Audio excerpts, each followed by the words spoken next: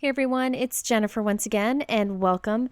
Today I have yet another shaker card for you. Shaker cards are very popular, and I'm trying not to do too many of them because I don't want to overload, but I did find a product that I thought was really fun and I wanted to share it with you. So my shaker card today includes some die cutting, some stamping, and some extra fun things inside, and also a window that is made for shaker cards, which really makes it easy to make these kind of cards and also to put some fun things inside. So I'm going to show you all about that today, and I actually have 3 different cards I'm creating. 2 are very close to each other, and then this is the third one that was very quick to do. Let's start with the first card, and I want to have a hugs greeting across it. This is a die from Paper Tray Ink. It has a bunch of different versions of the word hugs, which I love. I'm going to die cut this from some glitter paper from Die Cut with a View. It's not too glittery and it doesn't rub off, so I really like it. It's actually kind of smooth. Unfortunately, it has like a plastic kind of backing on the back, like real thin, and sometimes it's tricky to die cut. It just depends on the die. If it is tricky to die cut, I just put 2 pieces of white cardstock in as a shim underneath my cutting plate, and that usually gives me enough pressure to die cut through it, and that did it this time. So now that I have my die cut here, I'm going to go ahead and glue it to our shaker window. This is actually a Shake It window from Impression Obsession, and you can see there's a raised center and then a frame around it with adhesive on it. So these are designed for shaker cards, so you can put thicker bits inside and it will still shake around. And they come in a bunch of different shapes. I'm just using the large square here, but there's hearts and circles and smaller circles and squares, all kinds of things. Now I'm using the grid that I have underneath my craft sheet here to kind of line up this die cut so I can make sure that it's glued straight and in the middle of my little Shake It window. I'm going to do a little bit of stamping above and below this. Now this Shake It window is fantastic, but if you don't have this, you could also just make the same card how you would traditionally make a shaker card. Okay, so I am using white StazOn to stamp on top of my window here on my acetate window. So I got a new white StazOn ink pad. My other one was getting kind of old.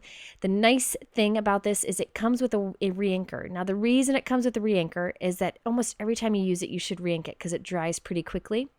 And it'll give you a nice crisp white image on your acetate or even on cardstock. Now, since this is the first time I've used it, I'm going to put a lot of ink into it so it's nice and juicy. And it comes with this little shim thing here that you can use to spread the ink around on the ink pad. Now, it also comes with a plastic piece that you kind of put on top of the ink pad. When you store it, you can see it's on there now. And that's important to keep that. I used to glue dot that into the lid of the ink pad so I never had to fuss with it, but they actually told me you shouldn't do that. You should leave this to rest nicely on it.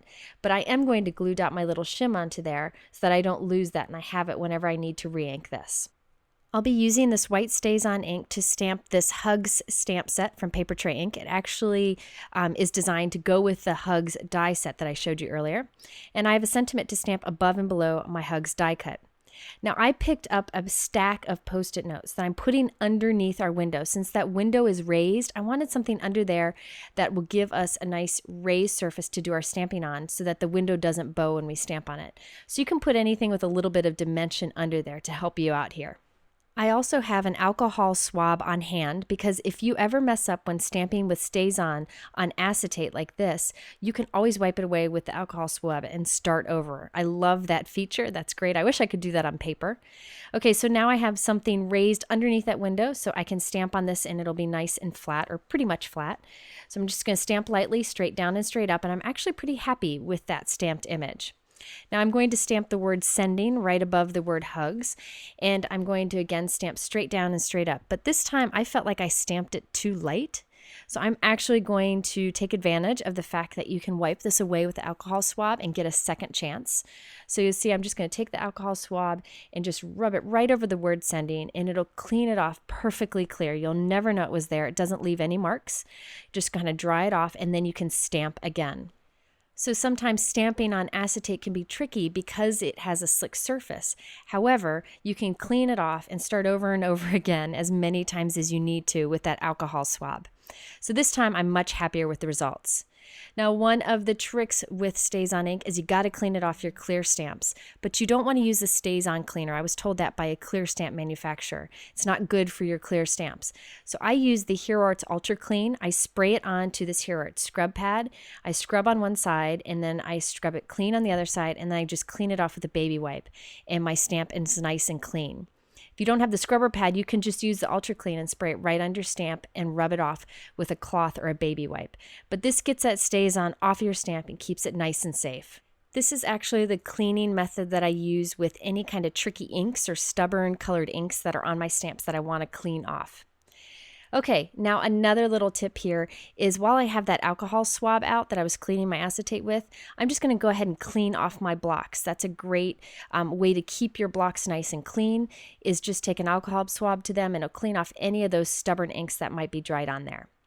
Okay, so now let's go ahead and do our background that you see here, the gray piece with the hearts and also that pink frame that goes around our shaker window. For the background, I have a 4" by 5 1/4" piece of Avery Elle Silver Fox cardstock. This is one of my favorite light gray colors of cardstock. I have a square die from My Favorite Things. It's a stitch die. You'll see the set in a moment. I'm going to die cut that at the center top of this piece of cardstock. And this square cuts actually the size of the shaker window that we're creating here. Now that was the die set I'm using. It's actually a stitched die set from My Favorite Things. And I'm going to take that same square die I used before and then one just a little bit bigger. And I'm going to cut them both at once from some Razzleberry My Favorite Things pink cardstock. So when I cut this through, I'll end up with a little pink frame that fits perfectly around our little shaker window. Now, if you don't have a stacking square die set like the one I used here, you could just cut with a craft knife a window that would be the perfect size for the Shake It window.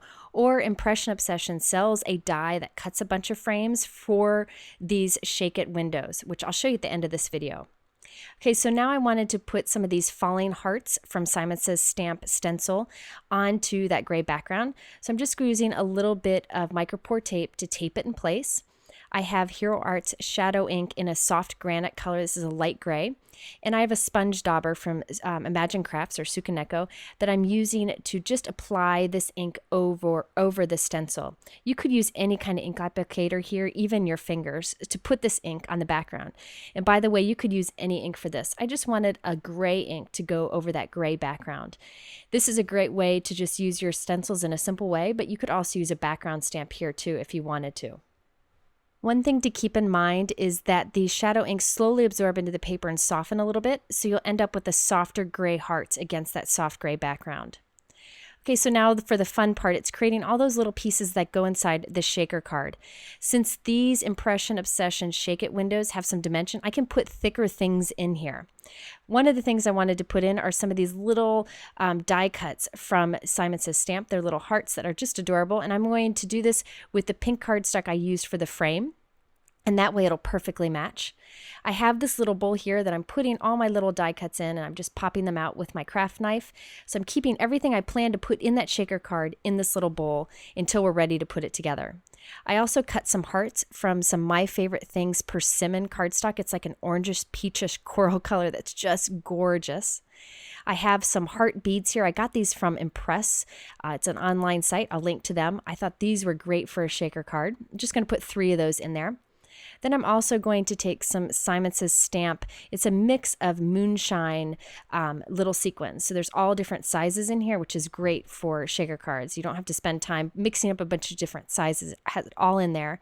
And it's an iridescent color that matches pretty much everything. I also wanted to put some shape sequins in there. These are confetti pieces from Pretty Pink Posh. They come in silver, pink, gold, and red, but I'm just putting silver and gold in this one. I really like these because they don't have the hole in the center and they're flat. So if you're doing a flat shaker window, these are great. By the way, I keep all my sequins in Craftmates little containers. These are fantastic for little embellishments. Okay, so now it's time to put our shaker window together. This is the fun part. I'm going to put all of these pieces inside the little Shake It window. You can see how they kind of fit in there. It's like a bowl that holds all the little pieces. And since there is dimension to this Shake It window, I thought it'd be fun to put something bigger in there. So I have these color cast designs embellishments. I got these they're like little heart mirror pieces that are pink, and I thought 3 of these would be fun inside here. I normally don't put this much inside my shaker window, but since this has some dimension to it and it's a large shaker window, I thought it'd be fun to add it in there. Now here's what makes this little shaker window really fun. You just take the release paper off the edge of your little shaker window, and it has adhesive around the edge. So it's ready. All you have to do is put your backing on this and your little shaker is ready to go. Now again, if you don't have these little Shake It windows from Impression Obsession, you could also just create your own shaker window, which I will link to some videos where I show how to do that. There is some dimension to these Shake It windows, so I would mail this in a padded envelope or hand deliver it. But I mail cards in padded envelopes all the time, and I've never had any problem with it, and the shipping cost isn't that bad. I'll link to the ones that I use. Now it's time to put glue on the back of our little frame piece here and just put that right on top of the shaker window. By the way, they do sell like these little frame pieces of cardstock so that you don't have to cut your own window if you want to, and it matches perfectly with the little Shake It windows they have. So I'll link to all those different products.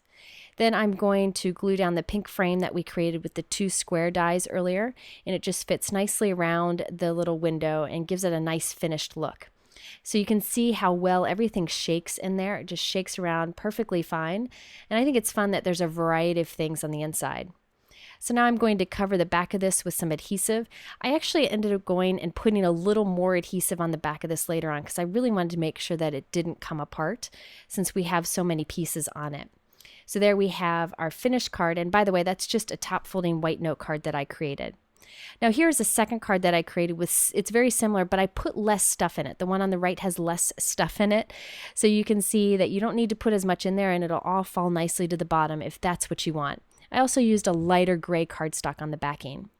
I also wanted to briefly show you how I created this third card. It's much like the ones I showed you already, but I have an embellishment that's glued in the center inside of that shaker window.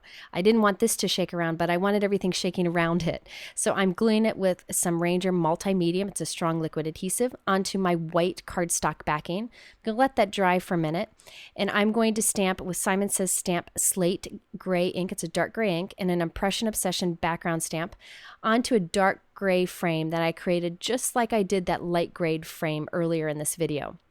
Now instead of taking the shaker window and putting it upside down and pouring my embellishments in it, I am actually pouring my embellishments right over the backing and keeping it towards the center. Then I'm going to take the shaker window this time and put it down on top of it, adhere it on top. The reason I did this is I wanted to make sure that I had that glued down red embellishment in the center, centered inside the shaker window. So now when I shake it, all those little hearts kind of fall around that red love sentiment. Just makes it kind of fun. They kind of get caught up in there, which I think is really fun too. I just finished the card off like I did with the last cards. Very easy, just put it right onto a note card. Now, a lot of people ask what to do if you get static in your shaker box. It doesn't bother me one bit because I think it's fun if some of the hearts or the little sequins get kind of stuck up high instead of them all falling to the bottom. But if it does bother you, you can wipe your acetate with a dryer sheet before you glue it shut, and that will remove some of the static. So there you can see that third card.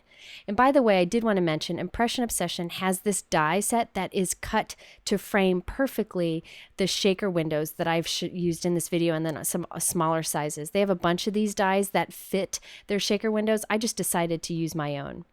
So there you have a fun way yet another fun way to create shaker cards, and I will link to my other shaker card videos too. If you're interested in the products I use, I have them linked in my YouTube description below, or you can head over to jennifermcguireinc.com where I have much more information. I appreciate you stopping by, and I hope to see you again soon.